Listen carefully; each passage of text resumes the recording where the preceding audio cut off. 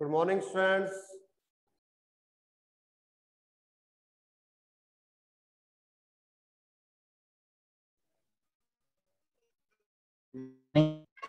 Good morning students, आवाज आ रही है? Good morning sir. आ रही है सर। ओके, बोर्ड पे देख लीजिए आप, आराम से दिख रहा है ना आपको?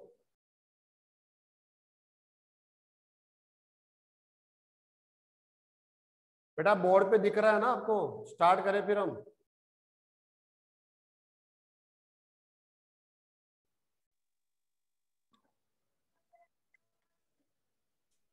No sir. बोर्ड पे दिख नहीं रहा आपको? क्लियर नहीं दिख रहा सर। एक मिनट में देख लेता हूँ।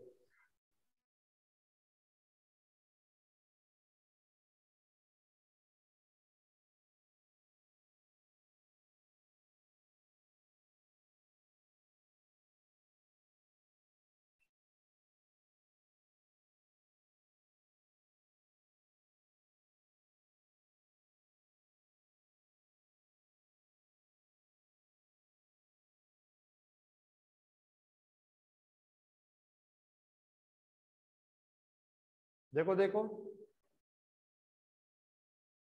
अभी धुंधला आ रहा है क्या? वैसे ही दिख रहा है सर, पहले जैसे। पहले जैसे दिख रहा है ना? सर अभी साफ नहीं दिख रहा। हाँ? साफ नहीं दिख रहा सर।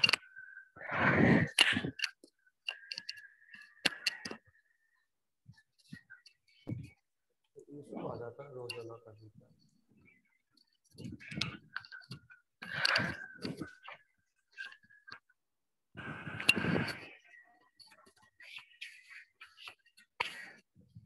आप देखिए, मैं इसको दोबारा लिख रहा हूँ।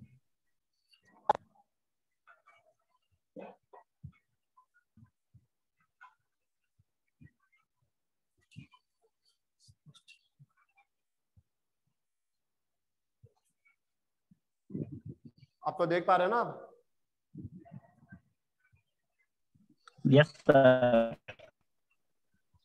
अब दिख रहा है यस आपको? सर। हाँ सर। चलो ठीक है, स्टार्ट करते हैं स्टूडेंट्स। कल की जो क्लास के अंदर हम कुछ क्वेश्चंस ले रहे थे और कुछ क्वेश्चन मुझे व्हाट्सएप पे मिले भी थे, उनको मैंने नोटबुक में सॉल्व करके आपके ग्रुप में सेंड कर दिया था। आप लोग उनको देख लेना, और मैंने कुछ स्टेप बढ़ा के भी लिखी है ताकि आपको समझने में प्रॉब्लम नहीं आए। जब आपको समझ में आ जाएंगे तो वो 50% उसकी साइज छोटी हो जाएगी। फिर बहुत कुछ कैलकुलेशंस है, आप डायरेक्ट करके कुछ स्टेप्स को वहां से हटा देंगे। ठीक है, तो आप उनकी लेंथ पे मत जाना। लेंथ उनकी लेंथ इसलिए है ताकि आपको हर एक स्टेप समझ में आवे, इसलिए कुछ स्टेप्स मैंने एक्स्ट्रा वहां पर लिखी हुई है, आप देख लेना। फिर भी कोई प्रॉब्लम आपको आती है तो आप वापस से व्हाट्सएप पे मुझे उसका आंसर दे सकते हैं। नंबर आपके पास मेरे है ही, पर्सनल नंबर पे आप डाल दीजिए सर इस क्वेश्चन में प्रॉब्लम आ रही है। ठीक है, तो दोबारा से मैं और देख लूंगा, दोबारा से उसको जितना सिंपल कर सकते हैं कर लेंगे। लेकिन जो हम डेरिवेटिव्स पढ़ रहे हैं, ये डेरिवेटिव्स में आप धीरे धीरे एंड तक जाते जाते ये देखेंगे कि डेरिवेटिव के लिए एक सिंगल मेथड नहीं होता है, एक सिंगल आंसर भी नहीं होता है। ये आप समझ के चलिए। आप हमेशा, ये जरूरी नहीं है कि आप आंसर दे रहे हैं वो आंसर शीट के साथ वो मैच ही हो जाए। आपने आंसर दिया है वो भी करेक्ट है और जो आंसर शीट में है वो भी करेक्ट है, दोनों आंसर करेक्ट हो सकते हैं और दोनों इक्वल भी है। लेकिन अंतर क्या हो रहा है कि आप आंसर शीट तक नहीं जा रहे हैं या आंसर शीट आप तक नहीं आ रहा है, इसलिए वो दोनों एक जैसे नहीं दिख रहे हैं। हाँ, आपको कभी सिद्ध करने के लिए बोला जाए तो फिर आपको एक टारगेट दे दिया जाता है कि आपको 100% स्कोर तभी दिया जाएगा जब आप अपने आंसर को इस आंसर शीट के आंसर के साथ मैच करा देते हैं। मतलब आपको डेरिवेटिव करने के बाद भी फाइनल आंसर नहीं माना जाएगा। डेरिवेटिव हो गया, आपने अवकलज कर दिया, लेकिन वो फाइनल आंसर तब माना जाएगा जब उसमें थोड़ा बहुत कैलकुलेशंस है, आप इस प्रकार से करेंगे ताकि वो दिए गए आंसर के साथ मैच हो जाए। वो ऐसी एक्सरसाइज आपसे वो करवाता है कुछ कुछ क्वेश्चंस में। जैसे कल वाली क्वेश्चन में हम कर रहे थे ना, डेरिवेटिव तो होता ही था वो, लेकिन वो कहता है मैच कराओ आप। अब मैच कराने के लिए कुछ एडिशनली आपको मल्टीप्लाई डिवाइड ऐसा कुछ करना पड़ता था, तो वो आप लोग करते रहेंगे आगे भी, ठीक है। तो डिफरेंट डिफरेंट मेथड्स होते हैं और एक क्वेश्चन के डेरिवेटिव के लिए कई मेथड्स हो सकते हैं, ठीक है। जैसे मैंने 2 दिए, 2 आप खुद खोज सकते हैं, ऐसा नहीं है मैंने दे दिया फाइनल हो गया। आप अपना माइंड लगाएंगे तो आप भी उसके आंसर और नए मेथड से दे देंगे, ठीक है। चलो हम धीरे धीरे सीखेंगे, लेकिन इनको आज की क्लास में हमने टॉपिक को थोड़ा आगे बढ़ा लिया है। डेरिवेटिव्स को हमने पढ़ा चेन रूल के थ्रू, श्रृंखला नियम के द्वारा आप फंक्शंस का डेरिवेटिव कब लिखते हैं, क्यों लिखते हैं, वो हमने लास्ट क्लासेस में स्टडी कर लिया है। आज डिफरेंट टाइप का फंक्शंस है, अलग फंक्शंस है जिसका डेरिवेटिव आप लोगों को लिखना है। और डेरिवेटिव लिखने के लिए जो स्टैंडर्ड फंक्शंस पढ़े हैं आपने, जिनका डेरिवेटिव आपने लर्न कर रखा है, वो भी यूज आएंगे, हमेशा यूज आते रहेंगे। और आपने जो चेन रूल की स्टडी करी है वो भी यूज यहाँ होगा। ऐसा नहीं है कि उनका एंड हो गया, अब उनको तो एक बैग में बंद करके रख दो और क्या अवस्था नहीं होगी, नहीं, आपको उनको हमेशा अपने साथ रखना है। वो हर समय आपको डेरिवेटिव लिखने में हेल्प करते रहेंगे। आज थोड़ा डिफरेंट टाइप का फंक्शन पढ़ रहे हैं, स्पष्ट फलन, ठीक है। 2 टाइप के फंक्शन हम पढ़ेंगे, एक होता है स्पष्ट फलन होगा, एक होता है अस्पष्ट फलन, ठीक है। फर्स्ट पढ़ रहे हैं स्पष्ट फलन, एक्सप्लिसिट फंक्शन। एक्सप्लिसिट फंक्शन क्या होता है, इसकी डेफिनेशन को सबसे पहले हम लोग जानना चाहेंगे। तो डेफिनेशन क्या है, यहां मैं नोट कर देता हूं। यहां पर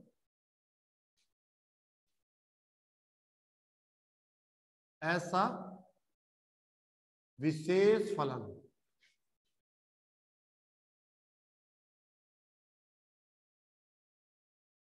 जिसमें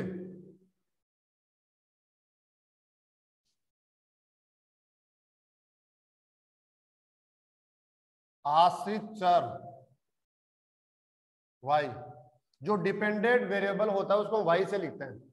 आश्रित चर y को स्वतंत्र चर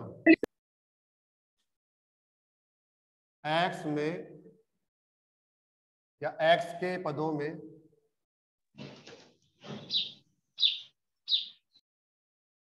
लिखा जा सकता हो, पूर्णतः लिखा जा सकता हूं, और कर देता हूं करेक्ट में इसको, पूर्णतया लिखा जा सकता हो। अर्थात इसको मैथमेटिकली और लिख देता हूं मैं इसको, आपको ये डेफिनेशन लर्न करने की आवश्यकता नहीं पड़ेगी। अर्थात जिसे y is equal to f x रूप में लिखा जा सकता हो।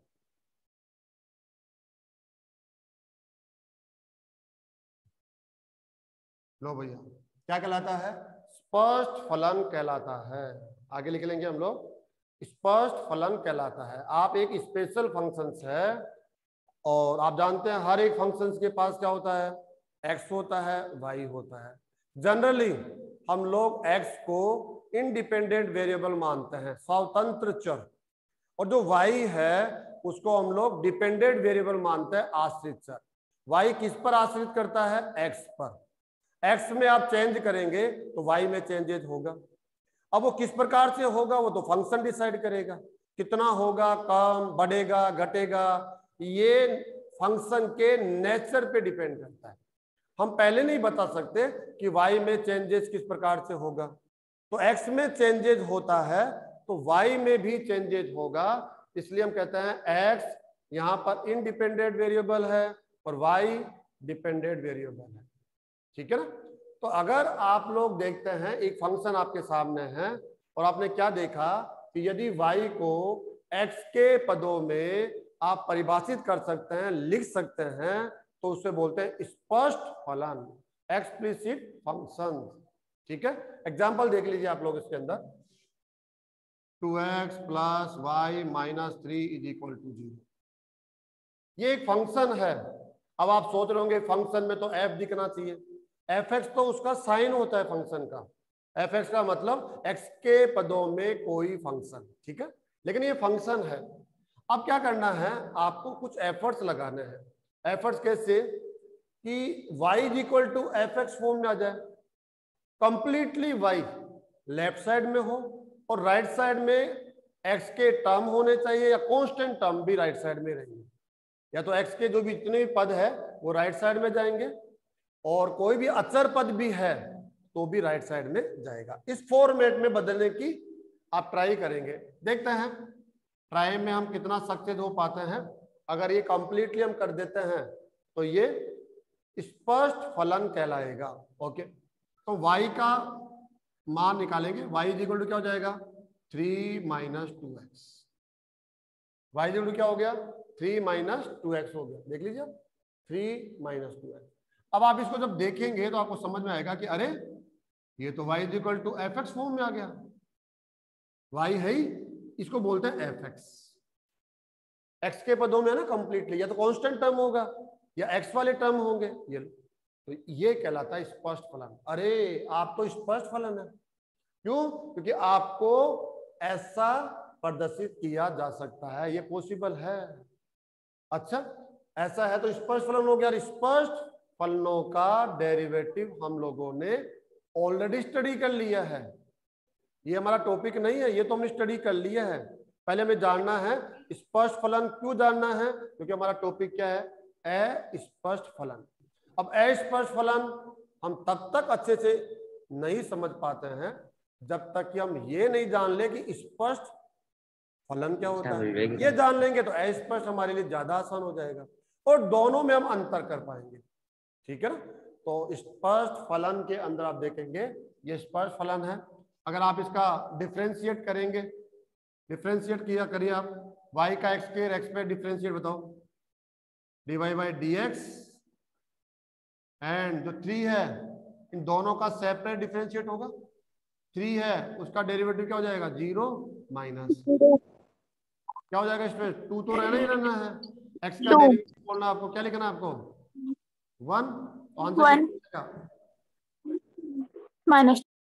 तो डेरिवेटिव तो आप लोग पहले से ही जानते हैं, जो भी आपका एक्सप्लिसिट फंक्शन होता है, स्पष्ट फलन होता है, उसी का डेरिवेटिव लिखना आपने सीखा है।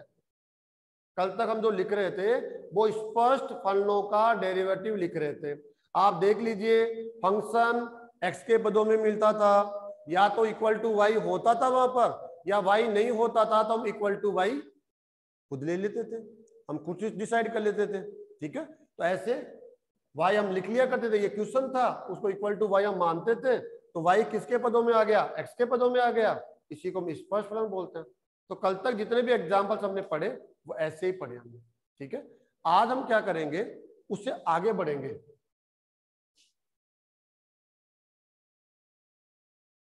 और भी इसके एग्जाम्पल्स हो सकते हैं, जितने भी आपने पढ़े वो सब एग्जाम्पल इसी के हैं, ठीक है। नंबर 1 हो गया, अब नंबर 2 पे आ जाते हैं स्टूडेंट्स हम लोग।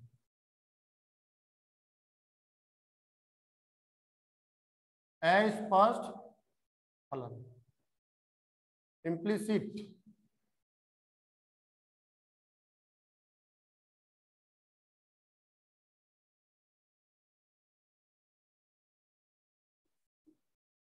बहुत सिंपल सी डेफिनेशन है, जो आपने लिखा है उसमें आप कह दो ऐसा संभव न हो। y को x के पदों में आप परिभाषित नहीं कर सकते हो, y is equal to f x के रूप में आप उसको फंक्शन को नहीं लिख सकते हो, उसी को हम क्या बोल देते हैं अस्पष्ट फलन, ठीक है। तो अगर मैं इसकी परिभाषा लिखना चाहूंगा तो यही होगी, आश्रित चर y को स्वतंत्र चर x के पदों में पूर्णतया लिखा जा सकता हो के स्थान पर क्या आएगा, नहीं लिखा जा सकता हो, नहीं लिखा जा सकता हो, अर्थात जिसे y is equal to f x रूप में नहीं लिखा जा सकता हो। तो जो परिभाषा है मैं ये शॉर्ट वाली परिभाषा लिख देता हूं, उसका मतलब आप ऊपर से समझ लेंगे। ऐसा फलन जिसे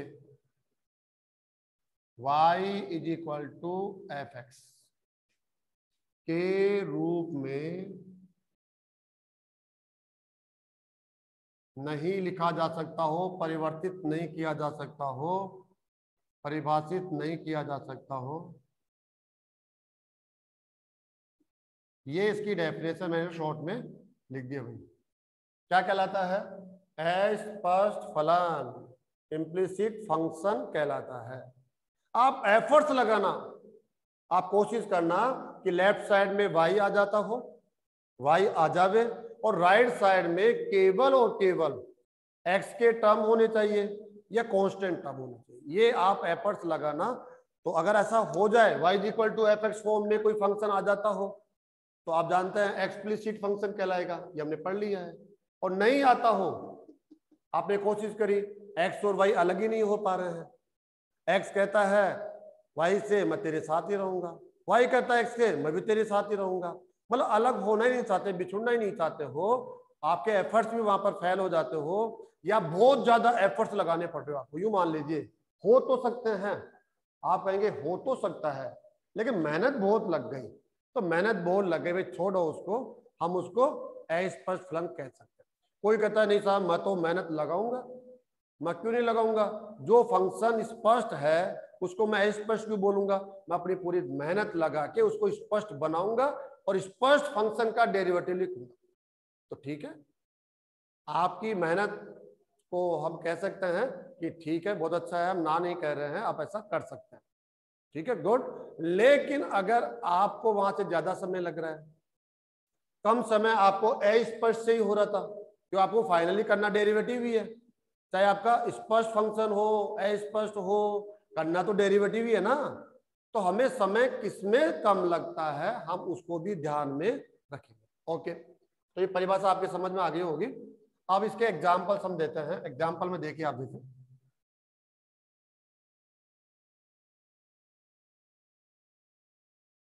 साइन एक्स वाई,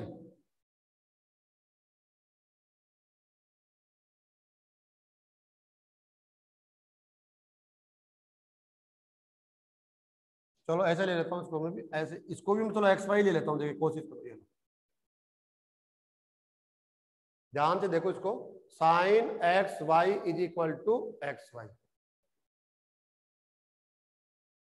या और थोड़ा कर देता हूँ इसको, थोड़ा सिंपल कर देता हूँ, एक्स प्लस वाई।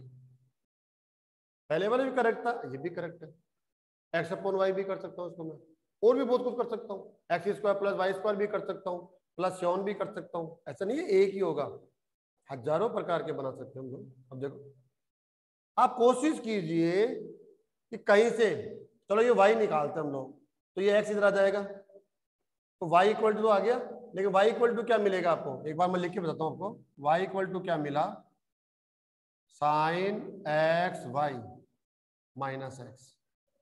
तो क्या y x के पदों में चेंज हो गया, ये fx कह सकते हो आप, इसको fx कह सकते हो क्या, बोलो तो सही भाई।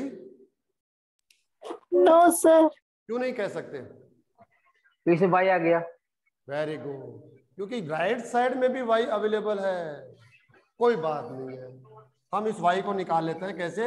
ये साइन में चला जाएगा, साइन इनवर्स हो जाएगा, ठीक है, और यहां से निकालेंगे, फिर x को भी पीछे पीछे डाल देंगे, लेकिन इधर भी y रह जाएगा ना, sine inverse x plus y, इधर y आ गया तो इधर भी y फंस गया। आप एफर्ट्स लगाएं, एफर्ट्स लगाने के बाद आप आंसर देंगे कि y को fx के रूप में यहां पर परिवर्तित करना मुश्किल हो रहा है या नहीं हो रहा है। तो ऐसे फंक्शन को आप क्या बोलेंगे, अस्पष्ट फलन, ठीक है ना। ये आपका अस्पष्ट फलन हो गया है नंबर 1। आप ऐसा नहीं कर सकते, बस इसको यही छोड़ दो या यहाँ छोड़ दो, दोनों का मतलब एक ही है, ये और इसका मतलब ये कि नहीं कर सकते। चलो और देखते हैं हम लोग second example.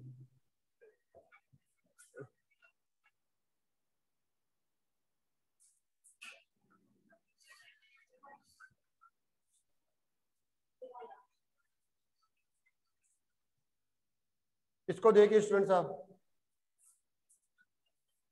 y equal to f x form में कन्वर्ट करना है। अगर ये y लेते हैं तो ये x इधर आ गया तो नहीं हुआ, ये y लेते हैं तो ये y इधर आ जाएगा, दोनों कभी कॉमन आके एक जगह हो नहीं सकते हैं, तो ये भी क्या हो गया आपका अस्पष्ट फलन। हमें ऐसे फंक्शन का डेरिवेटिव लिखना है।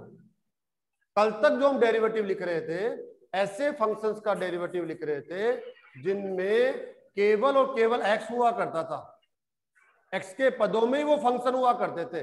y तो हम खुद ले लिया करते थे, चलो इक्वल टू y, ताकि y का derivative dy by dx equal to, right side में तो y था ही नहीं, राइट साइड में ओनली x के टर्म में वो फंक्शन था या कांस्टेंट टर्म्स हुआ करते थे। लेकिन अब तो मिक्स हो गया, लेफ्ट में भी y, राइट में भी y, लेफ्ट में x, राइट में भी x और कांस्टेंट टर्म भी कहीं भी। तो ऐसे फंक्शंस है, अगर हम थोड़ा सा कोशिश करें या बहुत ज्यादा कोशिश भी करते हैं तो हम लोगों को ऐसा लगता है कि y इक्वल टू fx के रूप में इसको लिखना हमारे लिए संभव होता हुआ नहीं दिख रहा है। ठीक है, और एग्जांपल दीजिए स्टूडेंट, थर्ड एग्जांपल देखिए आप, x square plus y square plus, कुछ भी लिख सकते हैं हम लोग, 3xy plus 1 is equal to 0। इसको देख लीजिए आप,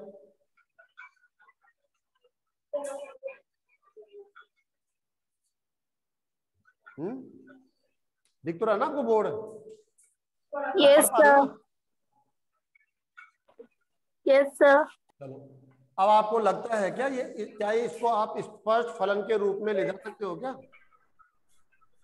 नो सर, नहीं ले जा सकते हैं। तो ये अस्पष्ट फलन होगा क्योंकि y equal to f x, ये रहा। इस फॉर्म में अगर जाएगा तो बहुत समय लग जाएगा, तो क्यों नहीं इसको ऐसे ही रहने दे, या फिर वो मना कर देगा भाई मैं नहीं जा पाऊंगा, है ना, तो फिर वो अस्पष्ट फलन रह जाएगा। कई बार चले भी जाते हैं, चलिए हम एफर्ट्स लगाएं तो कई बार चले जाते हैं, लेकिन बहुत ज्यादा टाइम लग जाता है और वहां से हमें कोई ऐसा तो ही रिवार्ड मिलने वाला है, वेरी गुड तूने अस्पष्ट को स्पष्ट बना दिया तो बहुत अच्छा, ये ले 5 नंबर तुझे दे देता हूँ एक्स्ट्रा। नहीं, आपको स्कोर मिलेगा डेरिवेटिव का। अब आपको डेरिवेटिव क्या है, दो प्रकार से, स्पष्ट का भी होता है, अस्पष्ट का भी होता है, और दोनों से सेम आंसर आता है। स्पष्ट रूप में ले जाके आप डेरिवेटिव लिखेंगे, अस्पष्ट रूप में रखते हुए आप डेरिवेटिव लिखेंगे, तो आंसर दोनों का सेम आप बना सकते हैं। थोड़ा बहुत हो सकता है दोनों में आंसर अलग अलग दिख रहा हो, लेकिन दोनों आंसर जब आपके सामने आ जाए फिर आप देखकर कैसा करते हैं, इसमें ये चेंजेस कर देंगे तो ये हो जाएगा, इसमें ये चेंजेस कर दे तो ये हो जाएगा, अरे तो इक्वल हो गए। कोशिश करने से दोनों को एक जैसा दिखाया जा सकता है अगर दोनों आंसर हमारे सामने हो तो। और आंसर एक है फिर तो हमें पता ही नहीं है क्या चेंज करना है नहीं करना है ना, फिर आइडिया नहीं लगता हम लोगों को कहाँ ले जाना है कहाँ तक इसको छोड़ना है। ठीक है, तो ये आपका अस्पष्ट फलन हो गया है। कल तक हम पढ़ रहे थे स्पष्ट, आज हम पढ़ रहे हैं अस्पष्ट। और अस्पष्ट फलन जिसमें आश्रित चर y को स्वतंत्र चर x के रूप में परिभाषित नहीं किया जा सकता है, उसे हम क्या बोलते हैं, अस्पष्ट फलन। एग्जाम्पल्स आपके सामने हैं। अब हमें क्या करना है, वही टॉपिक आ गया हमारा, अस्पष्ट फलनों का अस्पष्ट फलनों का अवकलज। स्टूडेंट्स हमें ये पढ़ना है, ठीक है। इसको मैं हटा देता हूं।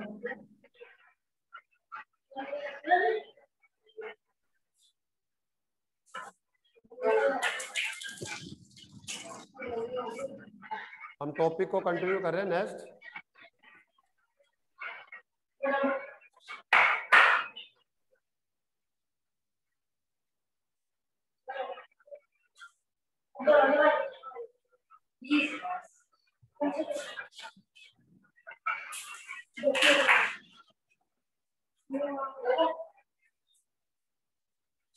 यह है हमारा टॉपिक। इसी के लिए हमने फंक्शंस में डिफरेंसेस बनाए हैं। डेरिवेटिव ऑफ इम्प्लिसिट फंक्शंस,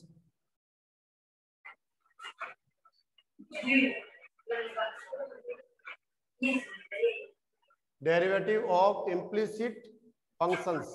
ठीक है, अब बहुत आसान सा होता है इसके अंदर, इसमें कोई अलग से कुछ नहीं करना पड़ता है, वही स्टैंडर्ड फंक्शंस यूज होंगे, वही आपके जो प्रॉपर्टीज है, अगर कोई फंक्शन टू फंक्शंस के सम में होगा तो सेपरेटली डेरिवेटिव लेकर आप उनका सम ले लेंगे। प्रोडक्ट रूल लगेगा, क्वोशिएंट रूल लगेगा। कंजक वाला ना? क्या हुआ? कोई इशू आ रहा है क्या आपको?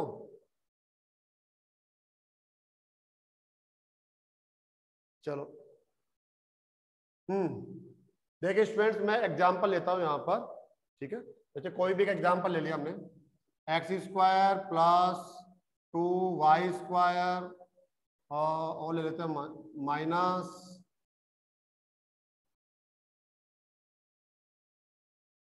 X y plus 4 is equal to 0। Question क्या है? dy by d x. Question वही होगा जो अब तक चलता हुआ आ रहा है, ये क्वेश्चन चेंज नहीं करना है। dy बाई डी एक्स आपको ज्ञात करना है, y का x के रेस्पेक्ट आपको डेरिवेटिव लिखना है, dy बाई डी एक्स। ठीक है ना स्टूडेंट्स?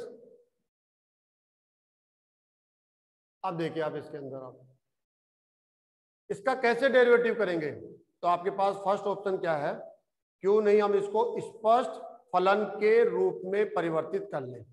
यदि आप कर सकते हो तो, यदि आप परिवर्तित कर सकते हो तो आप उसे स्पष्ट फलन के रूप में परिवर्तित कर लें। क्या आप कर सकते हो? y is equal to f x form में ला सकते हो? No sir. नहीं ला सकते, ठीक है। पॉसिबल नहीं हो रहा है, और मान लो कहीं पॉसिबल हुआ भी तो बहुत ज्यादा समय लगे, तब भी आपको नहीं जाना है। हो सकता है वो काफी टफ भी हो जाए, फंक्शन ही अच्छा नहीं लगे दिखने में ही, है ना, टफेस्ट फॉर्म में आ जाए, ऐसे अटपटा लगे, इसका डेरिवेटिव और मुश्किल हो जाए, तो वहां हमें नहीं जाना है। ठीक है, कई बार होता है कि हम कन्वर्ट कर सकते हैं, लेकिन फिर भी हम नहीं करते। क्यों? क्योंकि आंसर दोनों से सेम आते हैं, लेकिन फिर भी डिफरेंशिएट के हमने पढ़ाई है। अब देखो आप इसका डेरिवेटिव कैसे करेंगे, आप डिफरेंशिएट करेंगे भाई इसके अंदर।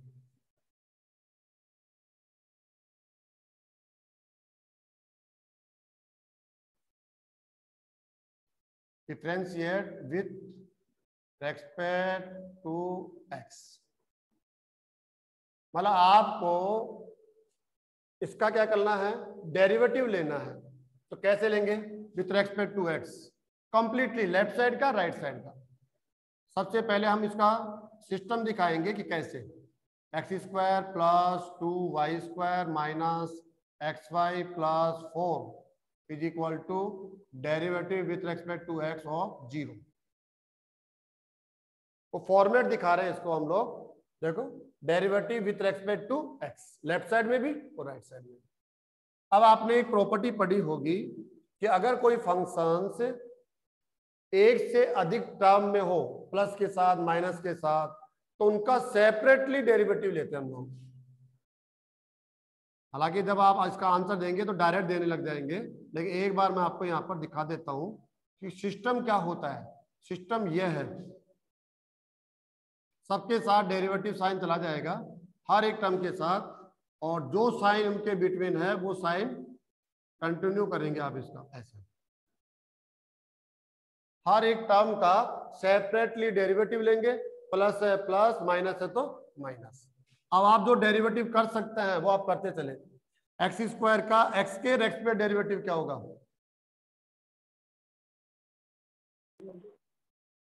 2x।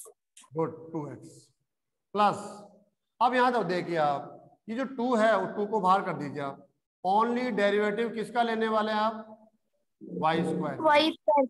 गुड, 2, क्योंकि आपने एक प्रॉपर्टी पढ़ी है, अगर कोई भी फंक्शन कांस्टेंट फंक्शन और वेरिएबल फंक्शन का मल्टीप्लाई हो तो ओनली वेरिएबल फंक्शन का डेरिवेटिव लेंगे, कांस्टेंट फंक्शन ऐसे एज इट इज रखते हुए मल्टीप्लाई में रखेंगे। ये लो, क्योंकि ये एक्स पे डिपेंड नहीं करता, इसलिए हम इसको आउटसाइड में ले लेते हैं।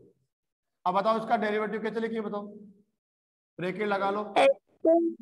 x y plus y dash x। Good, product rule लगेगा, क्योंकि ये भी एक वेरिएबल है एक्स भी, और वाई भी वेरिएबल है। एक्स यहाँ पर क्या है? इंडिपेंडेंट वेरिएबल है, और वाई डिपेंडेंट, दोनों ही वेरिएबल है। तो ऐसा नहीं कि आप किसी को 0 कर दे, प्रोडक्ट रूल लगेगा। चलो एक्स का डेरिवेटिव लिखेंगे, क्या हो जाएगा बताओ स्टूडेंट्स? 1.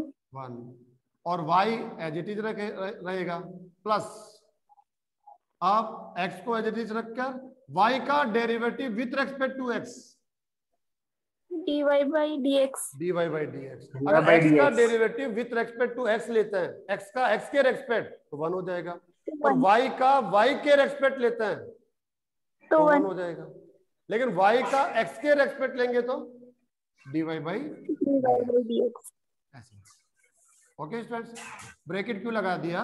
क्योंकि 2 टर्म में जा रहा है तो माइनस साइन को प्रभावित करेगा, इसलिए गलती से साइन में कोई एरर नहीं आ जाए। ये हो गया। अब आ जाइए आप प्लस, कांस्टेंट फंक्शन का डेरिवेटिव क्या होगा? 0. 0 और 0 का डेरिवेटिव क्या होगा? 0 गुड। 2x प्लस 2, तो बताओ इसका डेरिवेटिव वाई स्क्वायर का। 2y dy by dx. तो पहले स्क्वायर का कर रहे हैं आप, इसको x मान लीजिए एक बार। आप x क्यों मानते हैं? क्योंकि ये dx है ना, x के रेस्पेक्ट, इसलिए x के फॉर्म ले जाते हैं हम। x स्क्वायर है, एक तरह से मानो आप इसको, x स्क्वायर है, क्या होगा इसका?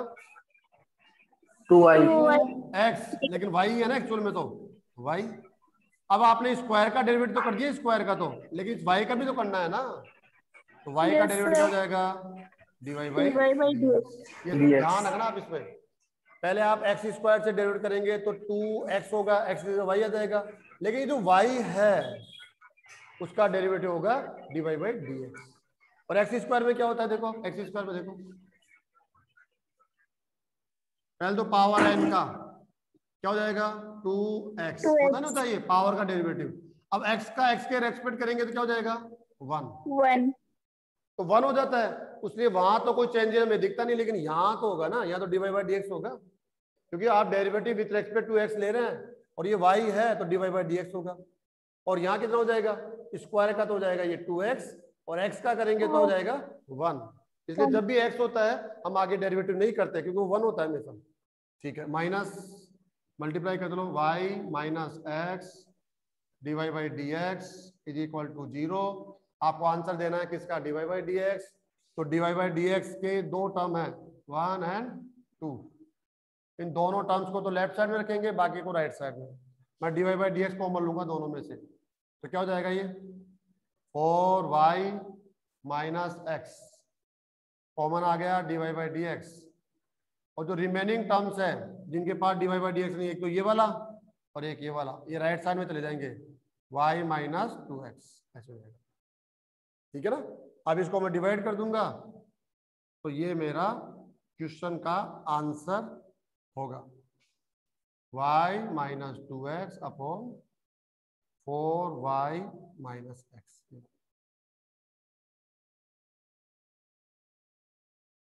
ये y का x के रेस्पेक्ट डेरिवेटिव हो गया इस फंक्शन का। जो भी ये फंक्शन था अस्पष्ट रूप में था तो उसका डेरिवेटिव ऐसे करेंगे। तो आपको ये बनाने की आवश्यकता नहीं है कि आप y को सबसे पहले x के फॉर्म में लिखे ही लिखे, कोई जरूरी नहीं है। x के फॉर्म में लिखने की कहीं भी आपको आवश्यकता नहीं है। आप directly left side and right side दोनों साइड का x के रेस्पेक्ट डेरिवेटिव लिख देंगे। स्टूडेंट जैसे ही क्लास कंप्लीट होती है आप नेक्स्ट क्लास को ज्वाइन कर लेना, है ना? हम इसमें एक आध प्रैक्टिस और करेंगे, ठीक है? ओके, और हम एग्जांपल लेते हैं।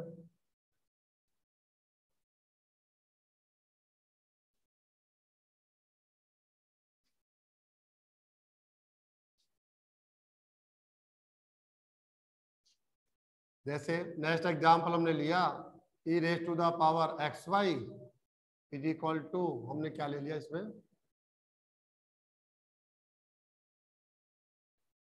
5। यहाँ से ले लेते हैं, चलो x ले लेते हैं, क्या ले लेते हैं? x plus Y.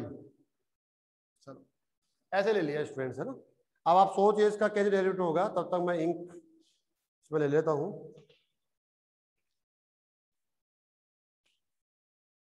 क्या स्पष्ट फलन है y को x के टर्म में आप ला सकते हैं? No, नहीं। sir. नहीं ला सकते, ठीक है? अब नहीं ला सकते हैं तो ये अस्पष्ट फलन हो गया आपके लिए। और हमें ये देखना होगा कि हम डेरिवेटिव अस्पष्ट फलनों का भी लिखते हैं, हम डेरिवेटिव स्पष्ट फलनों का भी लिखते हैं। दोनों ही फंक्शंस में, दोनों ही कंडीशन में डेरिवेटिव लिख सकते हैं। तो हमें तो कोई प्रॉब्लम नहीं होने वाली है। ये तो हम जानबूझ के, ठीक है, एक एक्स्ट्रा नॉलेज हम जाने तो सही स्पष्ट अस्पष्ट में अंतर क्या होता है, लेकिन नॉलेज डेरिवेटिव का हमारे पास दोनों ही फंक्शंस का होता है। ठीक है, अब क्या लिखेंगे हम लोग, वही डिफरेंशिएट करेंगे हम लोग।